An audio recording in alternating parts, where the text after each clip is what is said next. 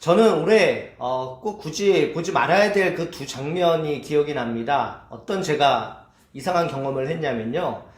남자 동성애자 둘이 걸어오다가 제 앞에서 키스를 하는 장면을 한 번을 봤고요.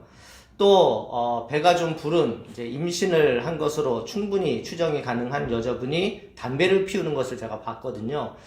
두 장면을 보면서 제가 좀 충격을 받았습니다. 제가 직접 봤기 때문인데 제 속에서 이런 말이 나오더라고요. 정말 미쳤구나, 이런 마음이 좀 들었는데요. 여러분, 미친 게 무엇입니까? 제가 국어사전을 찾아보니까 미치다의 뜻을 보니까 정신에 이상이 생겨 말과 행동이 보통 사람과 다르게 되거나 상식에서 벗어난 행동을 하는 것을 미치다라고 보통 말을 하거든요.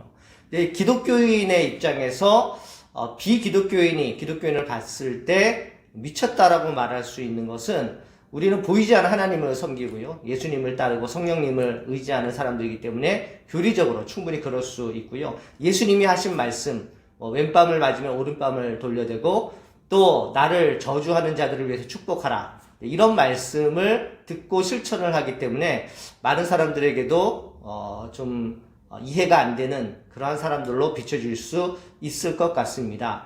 듀류 신학교의 교수이며 나를 미치게 하는 예수의 저자 레오나드 스위트는 이렇게 말했습니다. 오늘날 교회의 최대 문제는 바로 무기력한 정상 상태이다. 예수님의 말씀을 따르는 사람들은 미쳤다는 소리를 들어야 되고요, 정상이지 않다는 소리를 들어야지 옳다는 그런 말입니다. 99마리를 남겨두고 한 마리의 잃어버린 양을 찾으러 가는 것이 정상은 아니잖아요. 아침 일찍 일한 사람하고 또 오후 늦게 들어온 사람하고 똑같이 월급을 주는 것도 정상적이진 않잖아요. 어떤 사람은 열심히 일을 해서 돈을 버는데 어떤 사람은 땅에다가 묻어놓고 이제 돈을 꺼내왔는데, 자기 자본을 지키려고 노력했던 사람이 욕을 먹는 것, 이것도 좀 세상 사람 입장에서는 좀 이상할 수는 있을 것 같습니다.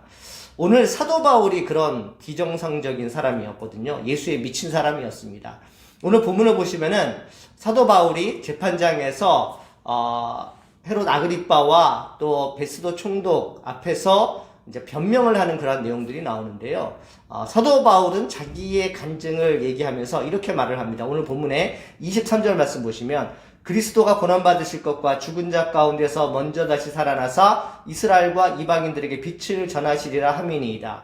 바울이 복음 전도를 하러 다녔던 이유는요, 바울이 만난 예수님이 너무나도 가치 있는 분이셔서 그분의 고난과 그분의 죽음, 그분의 부활을 알릴 수밖에 없는 그런 절박한 마음 속에서 복음을 전했다고 말을 하거든요. 근데 분봉왕인 헤롯 아그리빠 왕이나 또 유대 총독인 베스도가 보기에는 그것이 이해가 안 되는 거예요. 그래서 베스도가 소리를 지르면서 바울에게 이런 말을 합니다. 이어서 24절 말씀 보시면, 바울이 이같이 변명하되 베스도가 크게 소리내 이르되, 바울아, 내가 미쳤도다.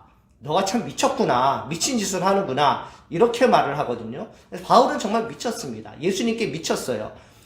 예수님을 믿는 사람들을 핍박하고 그들을 잡아서 옥에 가두고 죽이려고 하는 사람, 돌을 던지는 그 가운데 있던 사람이 담메색 도상에서 예수님을 만나고 예수님의 음성을 듣고 너가 핍박하는 예수라는 말을 들었을 때 그의 인생이 변하고 가치관이 변하고 그의 삶의 목표가 바뀌어진 것을 보면서 예수에 완전히 빠져들고 미쳤습니다.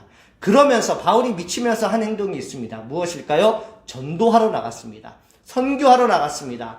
여러분, 지도를 보시면은 1차 여행과 2차 여행이 있는데, 동그라미로 그려진 부분이 소아시아 지역, 이스라엘 옆 나라긴 하지만 다닐 수 있는 그런 지역이죠. 국내 선교라고 말을 할 수가 있습니다. 그런데 2차 선교에서는 바다를 건너갑니다. 바다를 건너가서 유럽으로, 화살표 방향으로 이렇게 넘어가는데요.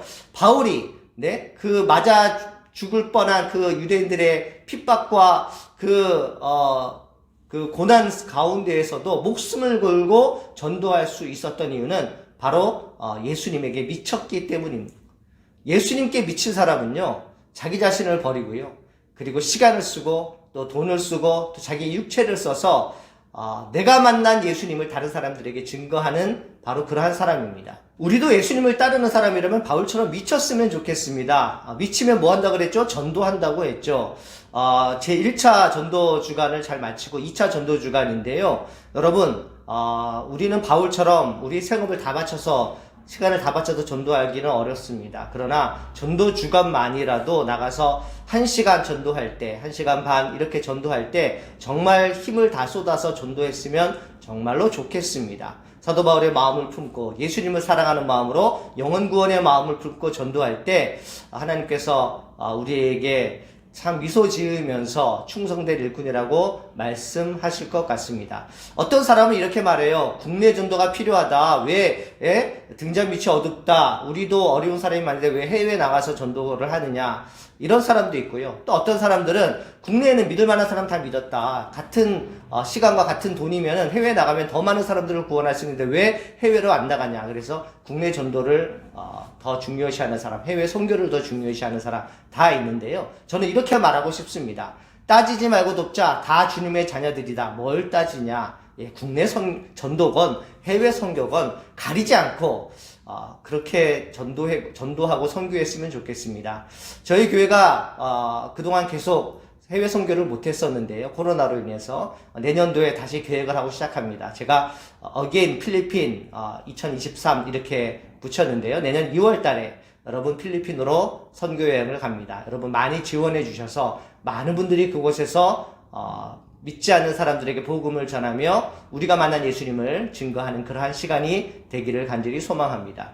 여러분들 인생을 어떻게 살아오셨습니까? 그리고 앞으로의 삶 어떻게 사시겠습니까? 우리의 인생 가운데 아주 짧은 시간이나마 정말 예수에게 미치는 그러한 시간이 있었으면 좋겠습니다. 그래서 예수에 미쳤다는 그 증거를 전도로, 선교로 표현했으면 좋겠습니다.